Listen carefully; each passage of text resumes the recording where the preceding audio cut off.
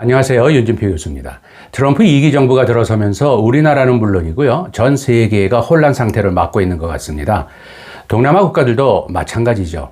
트럼프 2기 정부를 보는 아세안의 시각은 트럼프 1기와 같은 2기에도 아세안에 대한 관심을 보이지 않고 또 중국과 관련된 사안을 제외하고는 앞으로도 아세안은 미국의 별 관심을 받지 못할 것으로 보고 있다고 말씀드리겠습니다. 예를 들면요. 피트 헤그세스 미국 국방장관의 인사청문회 당시에 그는 아세안 회원국 중에 한 국가의 나라 이름도 답하지 못했는데요. 이것은 동남아 지역의 트럼프 2기의 우선순위가 아니라는 것을 보여주는 굉장히 상징적인 사건이었다고 생각합니다.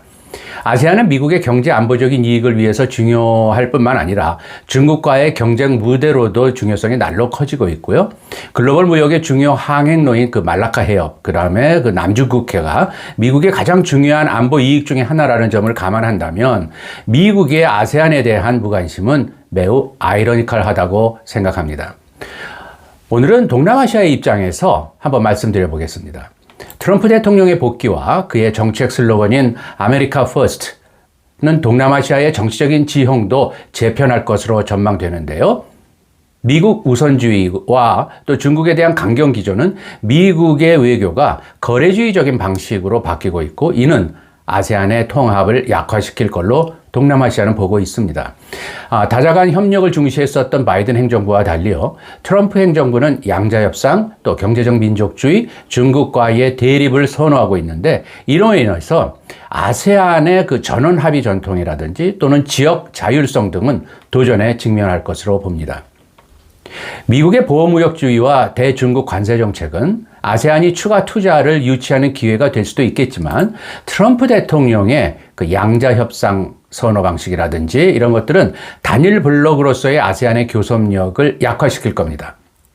특히 아세안에서 경제 규모 1위인 인도네시아와 2위인 태국은요, 더 큰 어려움에 직면하게 될 것 같습니다. 트럼프는 취임 직후 미국 국제개발처 USAID죠. 미국 국제개발처 사업들을 대폭 축소했고요. 동남아 국가들은 이 USAID 국제개발처 사업의 공백을 메우기 위해서 특별히 노력해야 하는 상황이 되었는데 이는 역으로 보면 중국이 아세안 영내 영향력을 확대할 수 있는 여지를 제공하게 될 겁니다. 아세안은 강대국과의 균형적인 관계와 또 내부 단결을 통해서 동남아 지역의 안정을 유지해 왔지만 트럼프 대통령의 양자협상 선호라든지 비다자주의적인 기조가 지속될 경우에는 아세안의 집단적 협상력은 약화될 것이고요. 10개 아세안 회원국들은 강대국 간의 경쟁에 대한 대응에 대해 개별적으로 대처해야 하는 상황에 직면하게 될 것으로 예상합니다. 이로 인한 내부 분열 역시 지역 통합을 저해하는 요소로 작용하는데요. 결과적으로 아세안의 집단적인 행동 역량은 약화되고 외부 압력에 대한 취약성은 더 커질 것으로 저는 생각합니다. 트럼프 정부가 발표한 상호 관세는 전 세계와 동남아시아에게 심각한 충격을 주고 있습니다. 베트남, 캄보디아, 인도네시아, 태국, 말레이시아와 같은 국가에 대한 관세는 32%에서 49%까지 다양합니다. 트럼프 정부는 대부분의 동남아 국가를 불공정 무역 관행을 하는 국가로 간주하고 있습니다. 이러한 움직임은 아세안의 취약한 무역 역학관계를 위협하고 있는데요. 더 심각한 것은 중국 수출품에 부과되는 급격한 관세가 글로벌 공급망을 교란할 위험성이 높다는 겁니다. 특히 미국과 중국 간의 글로벌 무역에서 동남아가 중요한 중개자 역할을 하고 있기 때문에 동남아시아의 제조업 부분에 심각한 영향을 미칠 것은 분명합니다.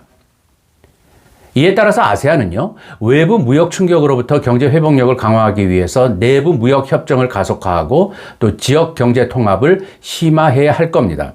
트럼프 2기 정부에서 지역적 긴장이 커지면서 미국과 중국에 대한 아세안의 교역 의존도도 크게 출렁거릴 겁니다.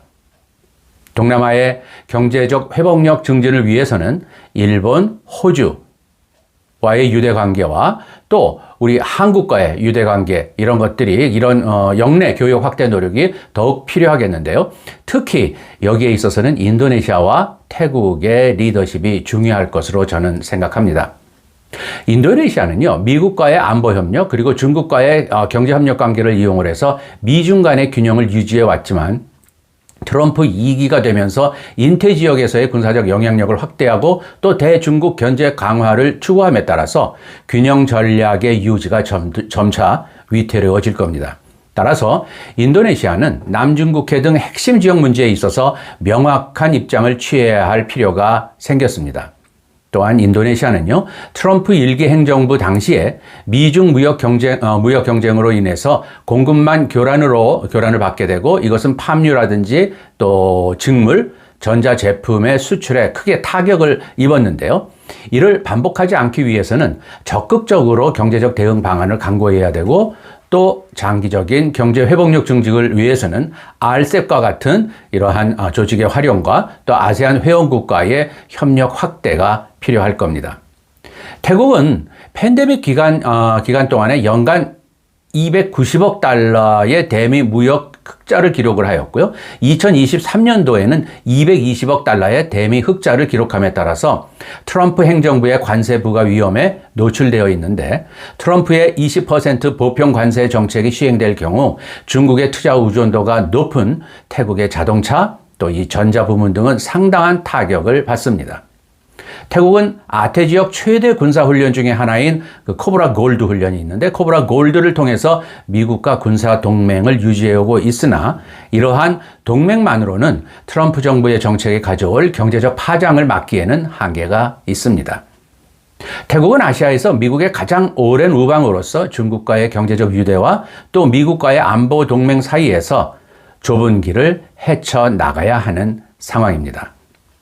트럼프 취임 이후에 미국의 의도에 대한 불확실성이 심화되고 있는 한편 아세안은 미중 사이에서 양자택일하지 않으려는 경향에 따라서 일부 아세안 회원국들은 협력 확대와 다각화를 모색하고 있는데요. 특히 영내 미국의 리더십 약화로 인해서 호주, 일본 그리고 한국 같은 중견국과의 그 파트너십이 촉진될 것으로 저는 전망합니다. 올해 인도네시아는 아세안 최초로 브릭스의 정회원국으로 가입을 했는데요. 최근 태국도 브릭스 파트너 국가로 가입했습니다. 트럼프 2기 외교 정책으로 인해서 미국의 영내 리더십 약화와 또 신뢰도의 하락은 더욱 커질 것으로 예상됩니다. 2024년도 싱가포르에 있는 ICIS 동남아 연구소의 동남아 인식조사를 보면요. 경제적 영향력 측면에서 아세안 시민들의 미국에 대한 인식은 14%로 중국의 60%에 비해서는 아주 낮게 나타난 반면에 규칙 기반의 국제 질서 유지를 위한 파트너 국가로서의 지지율에서는 미국이 29.9%로 최고치를 기록하면서 중국의 11.5%에 비해서는 아직 우세한 것으로 조사되었습니다. 그런데 2024년 ICIS 조사에서 이스라엘과 하마스 간의 그 분쟁의 영향으로 인해 국제법과 또 미국 주도의 규칙 기반 질서에 대한 아세안의 지지도는 27.5%로 이전보다 많이 감소되었습니다. 트럼프 정부의 중동 정책으로 인해서 아세안 내에서 주요 무슬림 국가인 인도네시아, 또 말레이시아, 브루나이의 미국에 대한 호감도는 더욱 하락하고 있습니다. 아세안에서 미국의 소프트 파워를 약화시키는 또 다른 원인은 다양한 원조와 협력 사업을 통해서 미국의 대아세안 관여의 핵심 역할을 해왔었던 미국의 국제개발처 USAID의 해체 추진입니다. 지난 수십 년간 USAID는 인권, 또 초국경 범죄, 재난 대비 관리 문제, 또 교육 촉진 등등 다양한 분야에서 아세안의 부문별 실무 그룹 및 아세안 사무국에 상당한 원조를 제공해 왔고요. 이것은 역량 강화뿐만 아니라 미국의 영내 신뢰 증진에 크게 기여를 해왔습니다. 그렇지만 이러한 USAID 해체 결정으로 인해서 미국은 영내 소프트 파워를 잃게 될 것이고 이로 인한 영내 영향력 공백은 앞으로 더욱 커질 것으로 예상합니다. 이러한 트럼프의 일방적인 대동남아 정책은 아세안 영내 국가들로부터 반감과 이탈을 증가시키는 결과를 낳을 것으로 저는 예상합니다. 이상 윤진표 교수의 아세안 이야기였습니다. 들어주신 여러분 감사합니다.